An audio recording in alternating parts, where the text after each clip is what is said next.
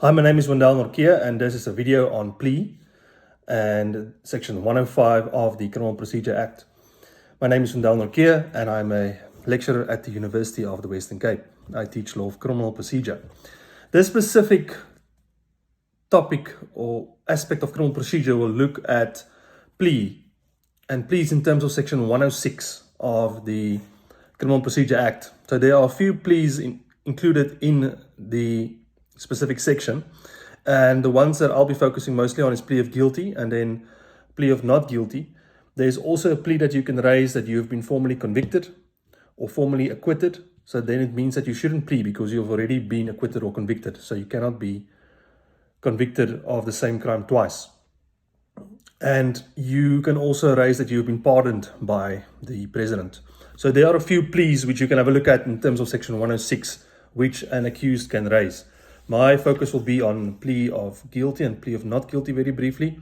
Plea of not guilty means that the accused will state that he did not commit the charges that the state has included in the charge sheet or the indictment, that the state is alleging the accused has committed. Offense A, offense B, offense C, he will state that he has not committed those crimes and he pleads not guilty. That means that he will raise a defense. And that means that there will also then be a long trial usually. And the state will prepare their case and they will lead evidence, after which if there is evidence to prove that the accused has committed a crime, the trial will continue. Or if the state has not proven their case, if there's no evidence to prove that the accused has been guilty, after the state has called their witnesses, the defense can also do the following. They can raise a section 174 discharge, meaning that they put before the court that there's no evidence that the state has led to prove that the accused is actually guilty of the crimes that they have included in their charge sheet or indictment. That means that the accused will immediately be acquitted if the court agrees that there is no evidence to prove that the accused is guilty of the crime. This was evident in the Shrin Devani case in early 2010s, 2013, 2014, which you can also go and have a look at. Quite a very popular case in South Africa at the time. That is plea of not guilty. You also need to, when you do raise a plea of not guilty, if you say I'm not guilty of the offenses, you must also, or you can, the judge or magistrate will ask you whether you want to also submit a plea of explanation. And this is basically a document which you will include your defense and what you alleged happened on the day. Where were you when the crime was allegedly committed? You can, for example, raise that you have an alibi and so on. So the judge must just ensure that he does ask the accused whether he or she wants to submit a plea of explanation. That is plea of not guilty very briefly. My focus will be on plea of guilty. So by plea of not guilty, that is regulated by section 115. Plea of guilty is regulated by section 112. If you plead guilty to a minor offense like theft, it will be a really fast process. The magistrate will ask whether what is your plea, and you will say as the accused, I'm guilty of the crime, I plead guilty, I understand. And then you will then be convicted of the crime and you'll be sentenced. Sometimes this can happen within 5 or 10 minutes, very, very fast.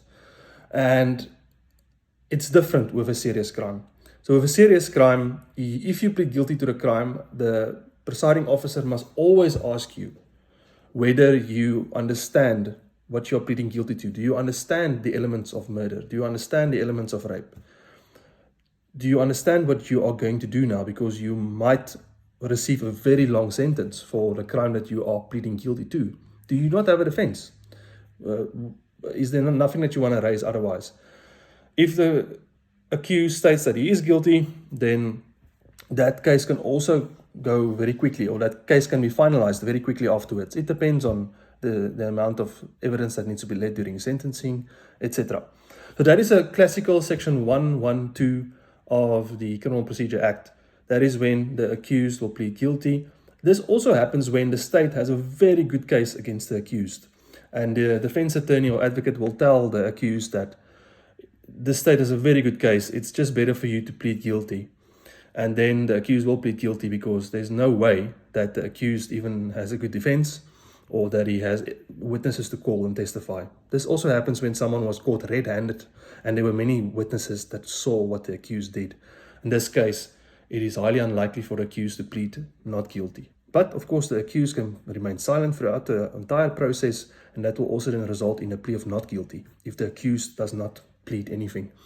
So if he pleads guilty, that case can also then, of course, be finalized quickly. Then we also have a very important, which mostly occurs in most jurisdictions, is you also have plea and sentence agreements. This is very popular in the USA. In South Africa, it is regulated by Section 105A of the Criminal Procedure Act. So it's called plea and sentence agreements. It used to be orally and informally. Now it's codified in the Criminal Procedure Act. And this is what it means.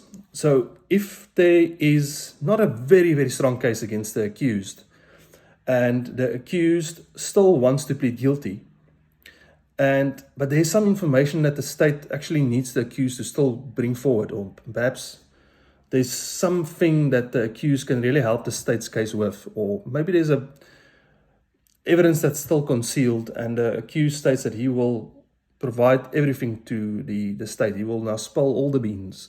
He will work with the state, and because without that information, the state, if they go to trial, they will not have a solid case against the accused.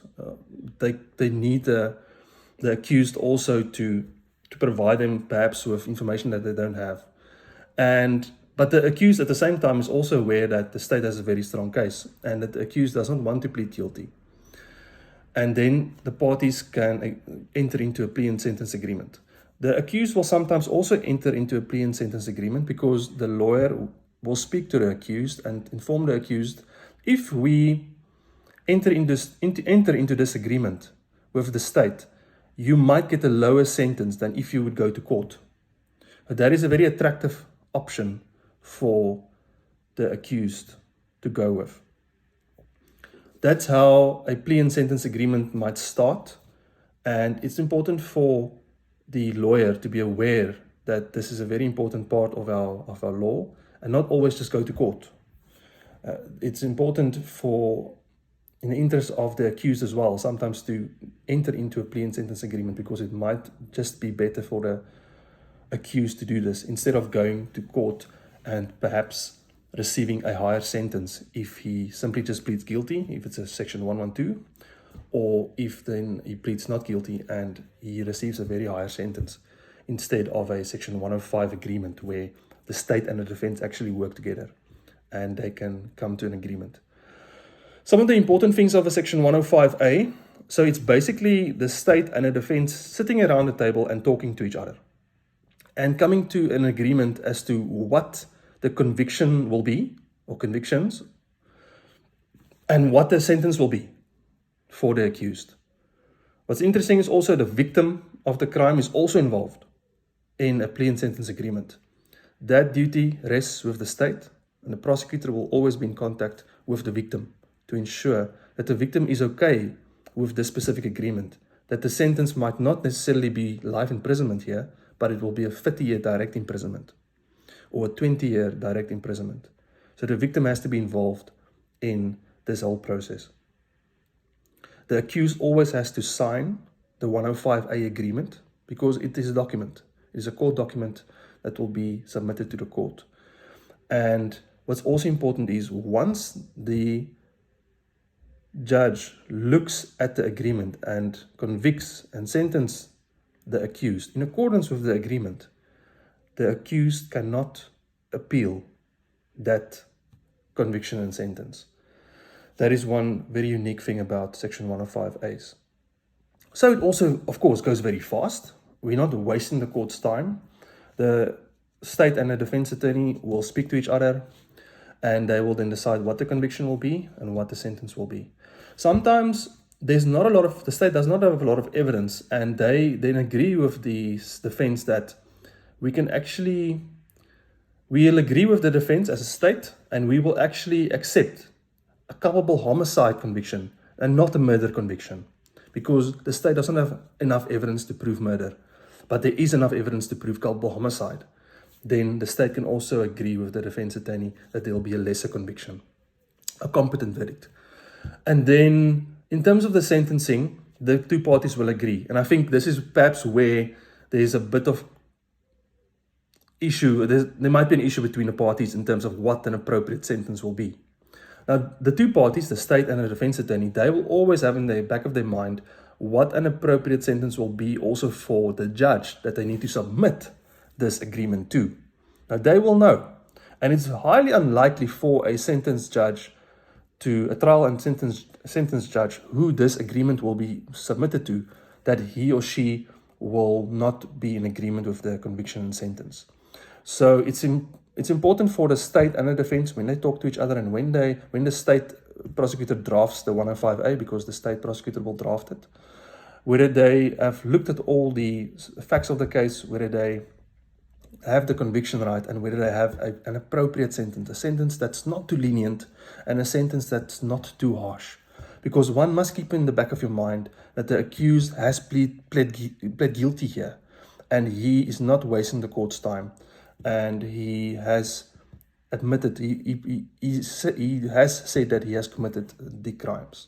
So that's a very important aspect of Section 105A. So once they agree, and once the state prosecutor drafts the 105A, this must also then be signed by the Director of Public Prosecutions in that specific province, and the agreement will then be submitted to the court, and the judge must look at it. The judge must again ask the accused whether he understands the elements of the crime, whether he understands what he's pleading guilty to, and then the judge will convict him of the crime if he believes that is the correct conviction, and then the judge will also sentence him to the sentence that the state and the defense has agreed to. If the court does not agree with the sentence, if the court does not agree with the convictions, then unfortunately the trial will have to start de novo, meaning afresh, a new trial. And that is Section 105A, that is Section 112 and Section 115. I hope that helps. All of the best. Thank you.